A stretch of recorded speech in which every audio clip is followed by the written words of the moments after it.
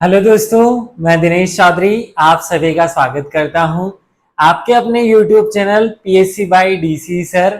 इस चैनल पर हम जो सबसे महत्वपूर्ण है, जो आधारभूत है, जो बेसिक है, उन कॉन्सेप्ट्स को, उस किताब को, ल्यूसेंट को क्रमबद्ध रूप से पढ़ रहे हैं।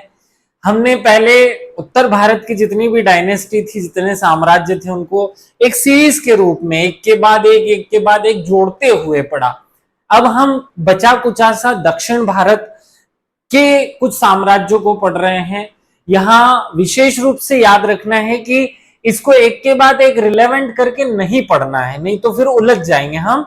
इसे केवल इस रूप में पढ़ना है कि एक साम्राज्य आया, उसका संस्थापक फलाना है, उसने ये दो तीन काम किए और उस समय ऐसी व्यवस्था रही। इससे ज्यादा इसे रिलेवेंट करने की जरूरत नहीं है। चलिए, आज इससे भी महत्वपूर्ण एक ऐसी डायनेस्टी जिसने वर्तमान भारत को भी ग्राम व्यवस्था या विकेंद्रीकरण सिखाया, चोल साम्राज्य पढ़ने वाले हैं। चलिए शुरू करते हैं। सबसे पहले भगवान श्री गणेश का नाम लेकर श्री गणेशाय नमः बोलते हुए और मेरे शिक्षक सुरेश पटेल सर को याद करते हुए हम मूल विषय पर आते हैं। आज का जो टॉपिक है वो चोल साम्राज्य है। ये जो चोल साम्राज्य आपको दिखाई दे रहा होगा छोटा सा, वो इस एरिया में तो है, लेकिन वो पल्लवों पर कब्जा करके अपने सिंहासन को या साम्राज्य को यहां तक फैला लेता है। तमिलनाडु पर आक्रमण करके श्रीलंका पर आक्रमण करके श्रीलंका को अपने कब्जे में ले लेता है। यहां से बंगाल पर आक्रमण करके बंगाल को भी अपने सिंहासन में मिला लेता है, साम्राज्य में मिला लेता है। इस प्रकार एक बहुत बड़ा साम्राज्य हमारे भारत में फैलता है, जिसे हम चोल साम्राज्य कहते हैं। वैसे चोलों की जो पहचान है वो इनके ग्राम प्रशासन या स्थानीय प्रशासन से है, उसकी भी बात हम करेंगे, लेकिन मूल कॉन्सेप्ट आपके दिमाग में आ जाए कि कैसे ये आए और कहां कहां तक ये फैले हुए थे, किन किन राजाओं ने इस शासन काल में शासन किया। चलिए आगे बढ़ते हैं। बेसिक कॉन्सेप्ट आपके दिमाग में रहे कि शुरुआत में जब पल्लवों का शासन हुआ करता था तो पल्लवों के अधीन एक छोटी सी डायनेस्टी चोल की थी, लेकिन पल्लव जब ज्यादा ताकतवर नहीं रहे तो चोलों ने पल्लवों पर आक्रमण करके उन पे कब्जा किया, फिर श्रीलंका पर कब्जा किया, इवन इन्होंने मालदीव पर कब्जा किया, इंडोनेशिया के कुछ क्षेत्रों पर कब्जा किया, दक्षिण पूर्व के कुछ छोटे मोटे जितने भी द्वीप हुआ करते थे वो सब इनके अधीन हुआ करते थे। इतनी स्ट्रॉन्ग एक साम्राज्य की आज हम बात कर रहे हैं, जिसे चोल साम्राज्य कह रहे हैं। चलिए आगे बढ़ते हैं। चोल साम्राज्य की स्थापना कब हुई? तो चोलों की स्थापना दो भागों में पढ़ी जाती है। चोल एक चौथी पांचवी शताब्दी के बीच आए थे। जैसे हमारे भारत में गुप्त काल आया, उसके बाद पहले मौर्य आया, फिर मौर्योत्तर आया, फिर गुप्त आया, फिर वर्धन साम्राज्य आया। तो वैसे यहां पर पहले एक बार चोल आ चुका था, लेकिन ये जो पुराना चोल था ये छोटा सा साम्राज्य हुआ करता था। चोल बहुत बड़ा साम्राज्य नहीं बना। हम उस चोल साम्राज्य की बात करते हैं जिसे भारत के इतिहास में स्थानीय स्वशासन के लिए जाना जा रहा था, स्वर्ण युग के नाम से जाना जाता है। तो ये चोल साम्राज्य जो है वो 9वीं शताब्दी में पल्लवों के ध्वंसावशेषों पर स्थापित होता है, मतलब पल्लवों को हरा करके अपना स्थान बनाता है। यहां मैं चाहूं तो आपको चौथी शताब्दी से अभी तक का पूरा इतिहास पढ़ा दूं, लेकिन क्योंकि काम का नहीं है, बस राजाओं के नाम और उनकी राजधानियां या उनके परिवार के बारे में पढ़ने से कोई इतिहास में फायदा नहीं होता है। इतिहास में हमें क्या पढ़ना होता है? किस राजा ने किस क्षेत्र पर कब्जा किया, साम्राज्य फैलाया, युद्ध किया, क्या क्या मंदिर मस्जिद का निर्माण किया, कैसे उसने संस्कृति या समाज को प्रभावित किया, कैसी राजनीतिक व्यवस्था को बनाया, ये हमारा वास्तविक इतिहास होता है। तो चोलों का वास्तविक जो स्वरूप है वो 9वीं शताब्दी में 850 में जब विजयालय नाम का राजा चोल साम्राज्य की स्थापना करता है, तब से शुरुआत होती है। आपको याद रखना है चोलों का संस्थापक कौन है? चोर। चोर को मैं चोर कह दूं थोड़ी देर के लिए, तो चोरों का संस्थापक जो है वो विजयालय होता है। कौन होता है? विजय। जिसकी हमेशा विजय हो वो चोर है। तो चोर जो है वो विजयालय का संस्थापक, विजयालय जो है वो चोलों का संस्थापक है, याद रख लेना। यहां से आगे बढ़ते हैं। विजयालय नाम का जो राजा है वो क्या करता है? तो पहले तो तंजावुर या तंजाई या तंजावुर, तंजोर, इन तीन चार नाम से संस्कृत में है, तमिल में, मलयालम में, इसलिए इसके नाम में वर्डिंग्स में शब्दावली अंतर है। तो तंजाई, तंजोर या तंजावुर को अपनी राजधानी बनाता है। ये तंजावर की स्थापना कोई दूसरा आदमी कर रहा है जिसका नाम बड़ा कठिन लेना है, क्योंकि साउथ की भाषा में उसका नाम है कुंजरमन्नल। क्या नाम है? कुंजरमल्लन राजा राज पेरुथच्चन। इतना कठिन नाम आप ले नहीं पाएंगे, इसलिए सीधा सा याद रखें कुंजरमंजन, मतलब कंजर नाम, कंजर सा एक आदमी जो है वो इस तंजावुर की स्थापना करता है। कंजरमल्लन याद रख लेना, इतना सा याद रखो, कंजरमल्लन। नर केसरी की उपाधि ये विजयालय धारण करेगा। निशुंभ सुंदनी देवी का मंदिर, एक माता है निशुंभ सुंदनी देवी, उनका मंदिर बनाएगा। और विजयालय ने पर केसरी की उपाधि धारण की है। अब याद रखें, मैं एक हिंट दे देता हूं, सारे चोल राजा पर केसरी की उपाधि धारण करते हैं। कौन सी उपाधि धारण करते हैं? पर केसरी की उपाधि धारण करते हैं। तो पर केसरी की उपाधि कौन धारण करता है? याद रखना, जितने भी चोल राजा हैं वो सब पर केसरी की उपाधि धारण करते हैं। इसके बाद इसका बेटा आदित्य प्रथम आता है, उसके बाद परांतक प्रथम आता है, गजेंद्र द्वितीय आता है, उसके बाद परांतक द्वितीय, राजाराज द्वितीय, राजेंद्र प्रथम और अंतिम राजा राजेंद्र तृतीय होता है। और लगभग 300 साल तक ये लोग शासन करते हैं, लेकिन बाद में चोल चालुक्य मिलकर के शासन करना शुरू होते हैं। हमें बात का हिस्सा नहीं पढ़ना, हमें तो पहले की मूल बातें याद रखनी है और उसमें से भी कुछ खास राजा हमें याद हो जाए। राजा हम बाद में पढ़ेंगे, पहले इस साम्राज्य को पढ़ लेते हैं। तो चोल साम्राज्य को हमारे इतिहास में क्यों याद किया जाता है? चोल साम्राज्य को भारत के इतिहास में उसके स्थानीय प्रशासन के लिए याद किया जाता है। आप इसे इमेजिन कीजिए कि ये जो भारत का एक हिस्सा है जिसने इतने हिस्से पर कब्जा किया हुआ है, जो कि चोल डायनेस्टी है, चोल साम्राज्य है, इस पूरे हिस्से को ये छोटे छोटे टुकड़ों में बांट लेंगे और उसे क्या कहेंगे? ये जैसे हमारे उत्तर भारत में हम प्रांत कहते थे या प्रांत नाम देते थे, वैसे ही उन्हें यहां मंडल नाम दे दिया जाएगा। पूरे शासन को, जैसे पूरे भारत को, अगर मुझे पूरे भारत की बात करनी हो तो आज हमने पूरे भारत को कैसे बांटा हुआ है? आज हमने पूरे भारत को राज्यों में बांटा हुआ है। कैसे बांटा हुआ है? राज्यों में। यहाँ मध्य प्रदेश है, यहाँ उत्तर प्रदेश है, तो वैसे इन्होंने अपने राज्य को 6 भागों में या 6 हिस्सों में बांटा और उन्हें हम मंडल कह रहे हैं। क्या कह रहे हैं? मंडलम कहा जा रहा है। तो मंडलम या प्रांत जो है वो इनके शासन की पहली इकाई है। मंडलम को कोट्टम में बांटा जा रहा है। मंडलम को काय में बांटा जा रहा है? कोट्टम में। तो ये मंडल और फिर कोट्टम, याद रख लेना, कोट्टम याद रखेंगे। उसके बाद आता है कोट्टम को नाडु में बांटा जाता है। तो कोट्टम को किस में बांटा जाता है? नाडु में। देखिए मैं यहाँ पहला शब्द लिख रहा हूं मंडल, मंडल को बांटा कोट्टम में, कोट्टम को बांटा नाडु में, और नाडु को कहीं कुर्रम हो, कुर्रम मतलब गांव होता है, कुर्रम मतलब क्या होता है? गांव, तो उनको कहीं कुर्रम में बांटा जा रहा है। अब देखो इसको कितना आसान हो गया याद करना, मतलब वैसे तो कठिन था, लेकिन जब हम इसके एबीसीडी पर आए तो हमें पता चला कि पहले एम आता है। देखो अगर मैं अपनी एबीसीडी को बोलूं तो KLMN ऐसा आता है, लेकिन हमने अपनी एबीसीडी में यहाँ एम और एन को स्थान देते हुए बीच में 2 बार के घुसड़ दिया है, मतलब एम के बाद के, एन के बाद के। तो एम मतलब मंडलम, एन फॉर नाडु, फिर के मतलब कोट्टम और फिर कुर्रम। तो नाडु, कुर्रम, कोट्टम और मंडल, ये 4 आपको शब्द याद रखने हैं। जैसे हमारा देश, जैसे आज भारत देश जो है, अगर मैं नक्शे पर बनाऊं तो हमारा पूरा देश तो एक पूरा देश कहलाएगा। ये जो नक्शा है ये पूरे देश का नक्शा है, लेकिन इस देश में आपको यहाँ एक छोटा सा मध्य प्रदेश नजर आता है, यहाँ उत्तर प्रदेश नजर आता है, यहाँ छत्तीसगढ़ नजर आता है। तो ये क्या है? राज्य है। तो देश से छोटी इकाई क्या हो जाती है? राज्य। फिर राज्यों के अंदर आपको जिले नजर आते हैं, तो यहाँ जिले नजर आते हैं।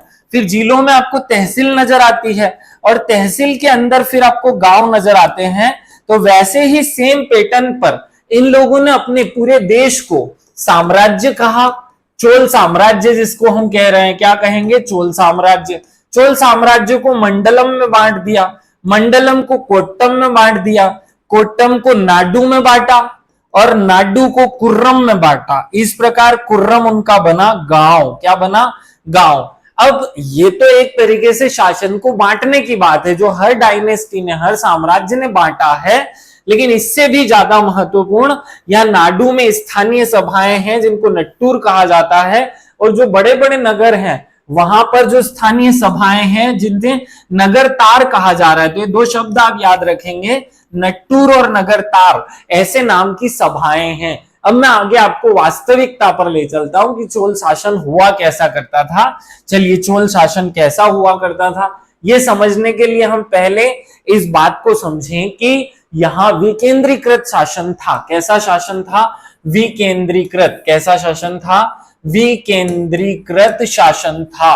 अर्थात राजा तो था, वो राजा तो रहेगा, लेकिन ये जो स्थानीय स्तर पर छोटे छोटे गांव है, उन गांव में गांव ही अपने आप में सब चीजें निपटा लेगा, गांव ही अपने आप में शासन करेगा। विकेंद्रीकरण का मतलब क्या होता है? शक्ति का निचले स्तर पर भेज देना या उनको सौंप देना, निचले स्तर पर शक्ति को सौंप देना। तो इन्होंने जो छोटे छोटे गांव हुआ करते थे जिन्हें हम कुर्रम कह रहे हैं, उन कुर्रम में एक सभा का कॉन्सेप्ट, सभा नाम का कॉन्सेप्ट बनाया। अब आपको यहां दो चीजें याद रखनी पड़ेगी, कहीं कहीं पर उसका नाम उर मिलेगा और कहीं कहीं पर सभा मिलेगा और कहीं कहीं पर दोनों होंगे। तो कहां कहां पर दोनों होंगे याद रख लो। ऐसे गांव जहां पर केवल तमिल ब्राह्मण रहते हैं, तमिल ब्राह्मण रहते हैं, वहां पर आपको केवल सभा मिलेगी। क्या मिलेगी? केवल और केवल सभा मिलेगी। लेकिन जो तमिलों जहां पर ब्राह्मण नहीं रहेंगे, वहां दो इकाइयां शासन करेगी, एक सभा होगी और एक उर होगा। तो आपको अभी ज्यादा बहुत दिमाग नहीं घुसड़ना है, यूं समझो कि पूरे गांव का शासन करने के लिए एक इकाई है जिसे हम सभा कहेंगे। क्या कहेंगे? सभा। अब आप यहाँ थोड़ा सा ध्यान से समझिए, ग्राम सभाएं जो हैं वो सभाएं कहलाएंगी। चोल अभिलेखों में दो प्रकार की ग्राम सभाएं मिलती हैं, एक को हम उर और दूसरी को सभा कहते हैं। उर जो है वो सर्वसाधारण की सभा है जिसमें गांव के हर आदमी को शामिल किया जाता है और वो समय समय पर ही बैठती है, समय समय पर ही निर्णय लेती है। जबकि जो सभा है, देखिए दो है, उर और सभा। तो उर में तो सब लोग शामिल हैं, जब सब लोग किसी काम में शामिल हो जाते हैं तो वो डिसीजन नहीं ले पाते, इसलिए डिसीजन मेकिंग बॉडी के रूप में एक चीज बनाई जाएगी जिसे हम अभी सभा कह रहे हैं। और सभा में लोगों का चुनाव होगा। क्या होगा? चुनाव होगा। अब लोग चुनाव जीतेंगे और एक ग्रुप बनाएंगे जिसे हम सभा कहेंगे। अब देखो, अभी हमारे यहाँ क्या होता है, महापौर जीत जाता है तो पूरे समय 5 साल तक महापौर राज करता है, लेकिन यहां ऐसा नहीं था। यहां तो एक व्यक्ति को जिताना ही नहीं तो वो राजा बन जाएगा ना। यहां पर बहुत सारे लोगों को चुनाव जिताया जाएगा, 30 लोगों का एक ग्रुप बनाया जाएगा जिसे हम सभा कहेंगे। तो अभी जो सभा है वो बनने वाली है। ब्राह्मणों को दिए गए अग्रहारों अर्थात मंगलम में सामान्यतः स्थानीय प्रबंधन का कार्य सभा के हाथों में था और पुरानी बस्तियां जी जो थी वहां पर उर और सभा दोनों मिलकर के शासन करती थी। केवल एक कॉन्सेप्ट याद रख लो। अब हम समझे कि सभा का सदस्य कौन बनता था, सभा का सदस्य बनने के लिए क्या शर्तें थी। तो देखिए आगे बढ़ते हैं। सभा का सदस्य बनने के लिए बहुत एक छोटी सी वो थी, शर्त थी, जिसमें 6-7 बातें या 6-7 योग्यता उस व्यक्ति में होनी चाहिए थी। क्या क्या योग्यता होनी चाहिए थी? कि सभा का जो सदस्य है वो भूमि पर का स्वामी होना चाहिए। क्या होना चाहिए? ऐसी जमीन का मालिक होना चाहिए जिस जमीन से टैक्स जाता हो सरकार को। पहला तो कि सभा का सदस्य वो व्यक्ति बन सकता है जो टैक्स देता हो, भूमि का स्वामी हो, टैक्स देता हो, उसके पास अपना खुद का घर हो, मतलब खुद की जमीन हो, खुद का घर हो। तीसरा, उसकी उम्र 35 से 70 के बीच में हो, मतलब ना तो बहुत बूढ़ा हो गया हो ना तो बहुत ज्यादा जवान हो, क्योंकि डिसीजन मेकिंग करवानी है। वेदों का ज्ञान हो, उन्हें प्रशासनिक मामलों की जानकारी हो, और यदि कोई पिछले 3 सालों में किसी समिति का सदस्य है तो उसको नहीं बनाएंगे। मतलब 3 साल तक अगर एक बार समिति के सदस्य बन गए तो अब नहीं बनोगे आप। जिसने अपने संबंधियों के खाते का पैसा जमा नहीं कराया हो टैक्स का, उसको भी चुनाव नहीं लड़ने दिया जाएगा। मतलब आप समझो कितनी शानदार व्यवस्था है यहाँ कि भैया देखो, गांव में कानून बनाने का काम और प्रबंधन, प्रशासन और प्रबंधन का काम जो है उसी गांव के लोग करेंगे, जिनकी एक ग्रुप बनाया जाएगा जिसे हम सभा कह रहे हैं। सभा में 30 सदस्य होंगे और ये जो 30 सदस्य होंगे ये कौन होंगे? तो चुनाव लड़ना पड़ेगा, और चुनाव लड़ने के लिए आपने 7 योग्यताएं होनी चाहिए। कौन कौन सी 7 योग्यताएं हैं? कि खुद की भूमि हो, खुद का घर हो, उम्र 35 से 70 के बीच में हो। अब उम्र 35-70 हो गई, उसके बाद में आपको प्रशासनिक मामलों की जानकारी होनी है। फिर या और ईमानदार भी होना है, साथ में आपको वेदों का ज्ञान भी होना चाहिए, प्लस आपने अपने जो रिश्तेदार हैं उनने टैक्स जमा कर दिया हो। ऐसी बहुत सारी शर्तों को पालन करने वाले जो गांव के लोग होते थे वो चुनाव लड़ते थे, और उन्हीं चुनाव के लड़ने वाले लोगों में से 30 लोगों का एक ग्रुप बन जाता था जिसे हम सभा कहेंगे। अब 30 लोगों का एक ग्रुप हर 2-4 दिन में एक मीटिंग करेगा। कहां मीटिंग करेगा? तो गांव में जो मंदिर होगा, गांव में जो मंदिर होगा, क्या होगा? गांव का जो मंदिर होगा, मंदिर के आसपास जो वृक्ष होगा, उस वृक्ष के नीचे बैठ करके ये सभा जो है ये डिसीजन लेगी और गांव में इंप्लीमेंटेशन का काम करेगी। पानी आना चाहिए, तालाब खुदवाना चाहिए, क्या नहीं होना चाहिए, क्या होना चाहिए, सब डिसीजन कौन करेगी? ये सभा करेगी। और ये सभा जो कि डिसीजन मेकिंग है ये छोटी छोटी समितियां अपने में से बना देगी, जिसमें से एक वन समिति बनेगी, जिसमें से एक प्रबंधन समिति बनेगी, एक जल समिति बनेगी, एक मंदिर समिति बनेगी। समितियां बनाई जाएगी। कितना स्टैंडर्ड लोगों का ज्ञान होगा, कितनी अक्कल होगी, कितना समझदार लोग रहा होंगे जिन्होंने इतनी बेहतरीन व्यवस्था को उस जमाने में बना दिया। तो आप ये याद रखिए कि ये 7 जो शर्तें हैं ये कहां लिखी हुई है? तो शर्तें जो हैं वो उत्तर मेरूर अभिलेख में लिखी हुई है। कहां लिखी हुई है? कि भैया कोई भी व्यक्ति सभा का सदस्य बनना चाहता है तो उसमें ये 7 क्वालिटी होनी चाहिए, योग्यता होनी चाहिए। ये सब बातें उत्तर मेरूर अभिलेख में लिखी हुई है। अब क्वेश्चन सीधा इस तरीके से आता है कि उत्तर मेरूर अभिलेख का संबंध किस चीज से है? तो चोलों का जो स्थानीय प्रशासन था उससे संबंधित है उत्तर मेरूर अभिलेख। ये क्वेश्चन बहुत महत्वपूर्ण है, आता है एग्जाम में। एक दो इसकी तारीफें सुन लो। ऊर सर्वसाधारण लोग से बनती थी जिसका कार्य होता था सार्वजनिक कल्याण के लिए तालाबों बगीचों का निर्माण करना और गांव की भूमि का अधिग्रहण करना। सभा जो होती थी उसकी बैठक गांव में मंदिर के निकट वृक्ष के नीचे या तालाब के किनारे होती थी। चोल काल में भूमि उपज का या टैक्स जो होता था वो 33% अर्थात 1/3 जो है वो लिया जाता था। छोटे छोटे से फैक्ट हैं, आपको ये याद रखने हैं। तो चोलों का स्थानीय प्रशासन अगर आपके दिमाग में घुस गया हो, इमेजिन करना है इसको। अगर आप इमेजिन कर पाए, आप अपने गांव को इमेजिन। देखिए हम सब लोग कहीं ना कहीं अपने किसी न किसी गांव से जुड़े हुए हैं। हम कोई शहरी अंग्रेज औलाद तो है नहीं, सब प्रकार से हम कहीं ना कहीं से गांव से जुड़े हुए हैं। आप इमेजिन कर कीजिए कि आपके गांव में अगर पानी की व्यवस्था करनी है, मेला लगाना है, मंदिर बनाना है, सड़क बनानी है, तालाब बनाना है, कुछ भी करना है, तो उसके लिए अभी जो व्यवस्था है वो सरपंच है, पंच है, सरकार है। उस जमाने में सरकार फरकार कुछ नहीं थी, तो राजतंत्र था। लेकिन उस जमाने में भी गांव का व्यवस्था जो है, गांव का प्रशासन जो है वो चलता था। और वो एक 30 लोगों की समिति जिसे हम सभा कहेंगे वो किया करती थी। उसका चयन कैसे हो रहा है इमेजिन करते जाइए कि आपके गांव में कौन इतना पढ़ा लिखा व्यक्ति है जिसके पास खुद की जमीन है, खुद का घर है, 33 से 70 उम्र है, टैक्स चुकाता हो, फिर अपने रिश्तेदारों ने डिफॉल्ट नहीं किया हो, वेदों का ज्ञान हो, ईमानदार हो, ये गुण है तो फिर वो चुनाव लड़ेगा। और ऐसे 35-30 लोग चुनाव लड़ करके जाएंगे। 5-5 लोगों की छोटी छोटी समितियां बनेगी और गांव में हर काम का निर्माण करेंगी या निर्धारण करेंगी। ये है स्थानीय प्रशासन। हमने स्थानीय प्रशासन को समझ लिया। आप इस स्थानीय प्रशासन को अपने दिमाग में एकदम कॉन्सेप्चुअली उतार लीजिए कि पहले तो इन्होंने पूरे शासन को इस तरीके से, पहले मंडल, फिर कोट्टम, कोट्टम को नाडु और नाडु को कुर्रम में, और कुर्रम में कौन शासन संभालेगा तो उसके लिए सभा बनाई। और वो जो सभा थी वो इस रूप में काम करती थी। हमने अभी जस्ट इस बात को समझ लिया है। अब हम आगे बढ़ते हैं। अब यहाँ जो राजा हुए उनके बारे में कुछ बातें याद रखनी है। इनका जो पहला राजा हुआ वो विजयालय हुआ। कौन हुआ? विजयालय। तो विजयालय ने क्या किया हमें याद है। विजयालय पहला संस्थापक था, तंजौर को राजधानी बनाया, पर केसरी की उपाधि धारण की और एक माता जी का मंदिर उसने बनाया। इतना काम किया। उसका बेटा होता है आदित्य प्रथम। चोलों का स्वतंत्र राज्य आदित्य प्रथम ने स्थापित किया। पल्लव पर विजय पाने के उपरांत आदित्य प्रथम ने कोदंडराम की उपाधि धारण की। ये 2-3 बातें बस हमें इसके बारे में याद रखनी है। यहाँ के राजाओं को डिटेल में नहीं पढ़ना है, हम दक्षिण भारत पढ़ रहे हैं, इसलिए राजा नहीं पढ़ते हुए उनके काम पर फोकस करना है।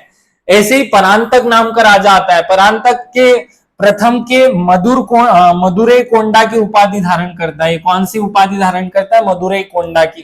तक्कोलम का एक युद्ध लड़ता है जिसमें ये राष्ट्रकूट राजा से हार जाएगा। ये बात आपको याद रखनी है कि राष्ट्रकूट राजा से ये कौन सा युद्ध हार जाएगा? तक्कोलम का युद्ध हार जाएगा। अब राजा राज प्रथम नाम का राजा आएगा, वो भी हमें पढ़ना है। वो राजा राज प्रथम जो है वो बहुत इंपॉर्टेंट राजा है, इसलिए मैं डिटेल में बताऊंगा इसको। ये चूड़ामणि विहार की उपाधि धारण करता है, इसे चूड़ामणि विहार कहा जाता है, याद रखना। ये श्रीलंका पर आक्रमण करेगा और श्रीलंका को जीत लेगा। बहुत महत्वपूर्ण राजा है, श्रीलंका के ऊपर कब्जा कर ले, रावण वाली जो श्रीलंका उस पर कब्जा कर लिया भैया ने। वहां के राजा महिम 5 को भगाकर श्रीलंका के दक्षिणी जिले रोहिणी में शरण लेनी पड़ेगी और श्रीलंका के विजित प्रदेशों को चोल साम्राज्य में मिला करके एक नया प्रांत बनाएगा जिसका नाम होगा मुमिंडो चोलडम, ऐसा नाम होगा, और उसकी राजधानी होगी पोलुनरुवा।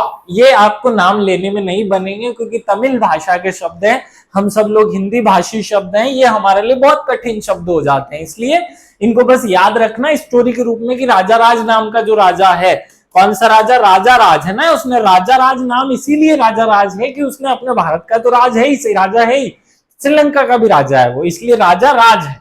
तंजौर से राजराजेश्वर मंदिर या इसी को हम वृहदेश्वर मंदिर कहते हैं, तो तंजौर में जो वृहदेश्वर मंदिर है उसका निर्माण भी राजा राज प्रथम ही करता है। ये बहुत इंपॉर्टेंट प्रश्न है, राजा राज प्रथम ने ही वृहदेश्वर मंदिर का निर्माण कराया जो कि चोल राजा है। बंगाल के शासक महिपाल को पराजित कर देगा। फिर अब देखो, मैंने कहा था ना आपको कि भारत का ये तमिल हिस्सा यहाँ पर और पश्चिम बंगाल यहाँ पर, ये यहाँ जाकर इसको भी हराएगा, बंगाल को भी हराएगा और बंगाल पे भी कब्जा कर लेगा, इतना बड़ा प्रतापी राजा है। राजेंद्र प्रथम को गेंगे कोल्ड चोल की उपाधि धारण की, मतलब कुल मिलाकर के बंगाल पर अपना कब्जा करके गंगे कोल चोल की उपाधि ये धारण कर लेगा और नवीन राजधानी गेंगे कोल चोलपुरम में एक तालाब बनवाएगा, एक बड़ा सा तालाब इसके द्वारा बनाया जाता है। केवल आपको इतनी सी बातें इस राजा के बारे में याद रखनी है। एक बार इसके बारे में जो भी बातें हैं उनको इन शॉर्ट एक स्क्रीनशॉट लेकर के अच्छे से याद कर लेना, रीड कर लेना। थोड़े शब्द कठिन हो सकते हैं लेकिन काम के हैं। इसके बाद इसका एक राजा आता है राजेंद्र प्रथम, थोड़ी बहुत काम की बातें हैं। गंगा घाटी के अभियान में इसको सफलता मिलेगी और जब ये सफल हो जाएगा तो गंगा के घाट पर इसने कब्जा कर लिया, इसलिए इसका नाम पड़ेगा गंगा कोंड चोलपुरम। क्या नाम होगा? गंगे कोंड चोलपुरम नाम की उपाधि धारण कर लेगा राजेंद्र प्रथम। विजय की स्मृति में कावेरी के तट पर गंगा कुंड चोलपुरम नामक नई राजधानी की स्थापना करेगा और बहुत सारी उपाधियां इस उपलक्ष्य में ये व्यक्ति धारण करेगा।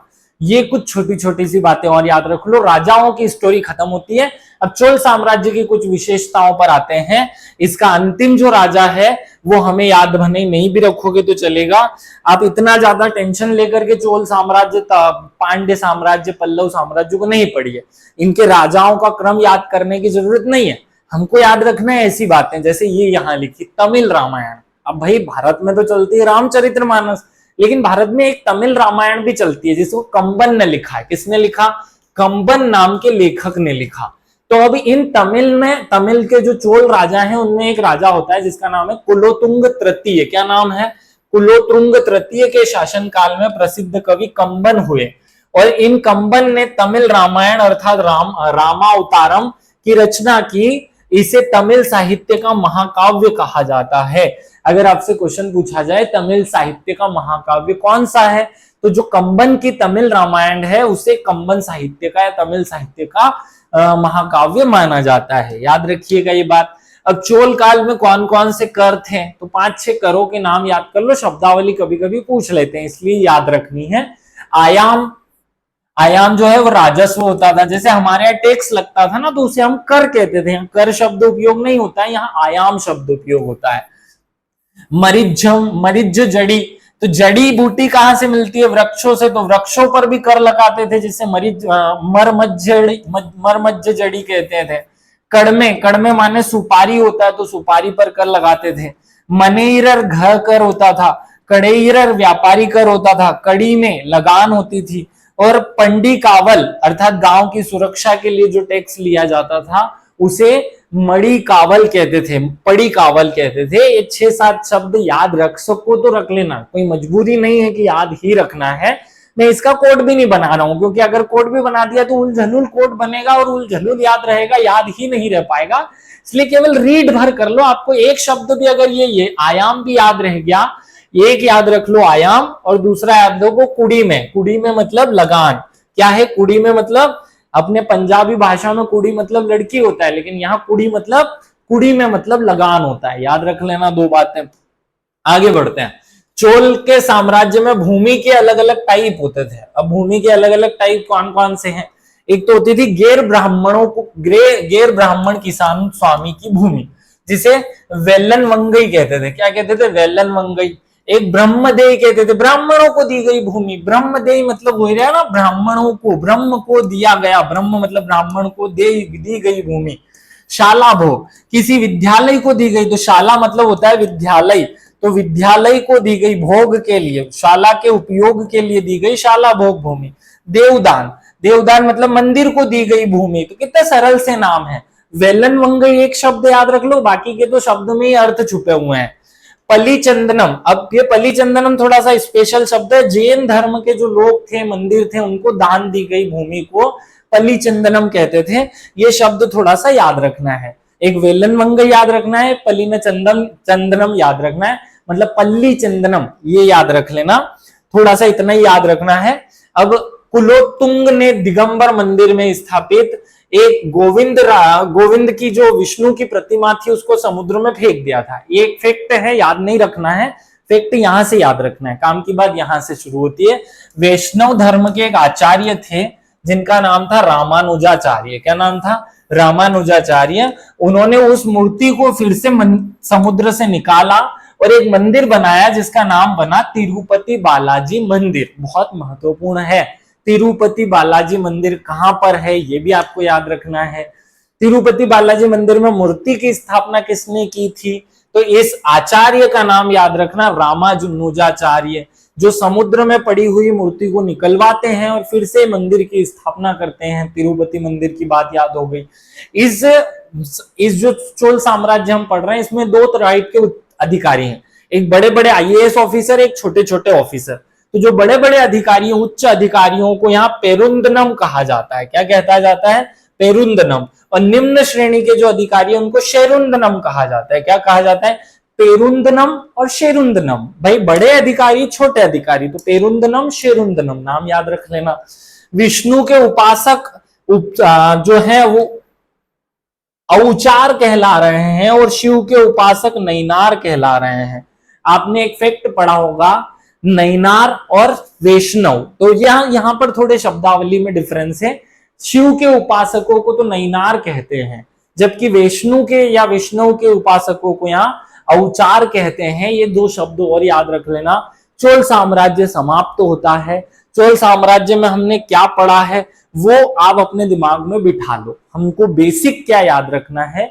चोलों का स्थानीय प्रशासन। क्या याद रखना है? स्थानीय प्रशासन। और स्थानीय प्रशासन कैसे?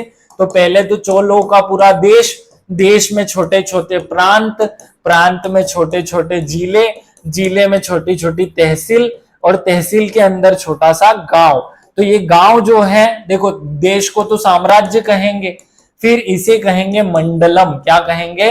मंडलम। मंडलम के बाद आएगा कोट्टम। क्या आएगा? कोट्टम। कोट्टम के बाद आएगा नाडु। क्या आएगा? नाडु। और नाडु के बाद आएगा कुर्रम। अब कुर्रम जो कि सबसे छोटी इकाई है, वहां पर सभा नाम की एक चीज बनाई जाएगी जिसमें 30 सदस्य होंगे। उसमें चुनाव लड़ा जाएगा और 7 योग्यता जो व्यक्ति चुनाव में रख लेगा वही चुनाव लड़ सकता है। फिर इनके छोटी छोटी समितियां बनेंगी और वही समितियां गांव में मेला लगना चाहिए कि नहीं, सड़क बननी चाहिए कि नहीं, सड़क कैसी बनानी है, तालाब खोदना है कि नहीं, मंदिर बनाना है कि नहीं, मंदिर का प्रबंधन करना है कि नहीं, सब चीजों का डिसीजन लेगी। अपने आप में एक स्वतंत्र इकाई होगी। और यही मूल रूप से आपको याद रखना है। चोल साम्राज्य का समाप्ति होता है। अब हम मध्यकालीन भारत में प्रवेश करने वाले हैं। आप सब लोग तैयार हो जाइए। एमसीक्यूज टेस्ट सीरीज को जरूर लगाइए ताकि आप अपने ज्ञान को फिर से एक बार रिवाइज कर सके, रिकॉल कर सके और अपनी क्षमता को पहचान सके कि मुझे याद भी रह रहा है कि नहीं। सभी को विशेष रूप से धन्यवाद इस लेक्चर को अटेंड करने के लिए। अगर आपको 2 मिनट 1 मिनट का समय हो तो उस समय को निकाल कर कमेंट करके जरूर बताना कि समय आपको समझ आया है या नहीं आया है। अगर समझ नहीं आया होगा तो मैं फिर प्रयास करूंगा कि आपको किसी और माध्यम से समझा सकूं। धन्यवाद। जय हिंद, जय भारत।